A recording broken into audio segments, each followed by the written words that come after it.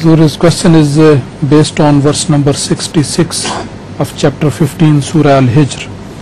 A'udhu billahi minash shaitanir rajim. Bismillahir rahmanir rahim. Fasre bi ahlika biqitim min al-layli wattabi adbarahum wala yaltafit minkum ahadun wamzu hasu tumarun. The translation is, so go forth with thy family in the later part of the night, and follow thou in their rear, and let none of you look back, and now proceed to where you are commanded. So could you kind of explain to us the wisdom of the command, and let none of you look back?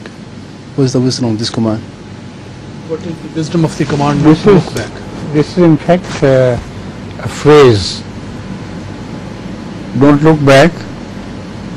This means that you are leaving that township forever.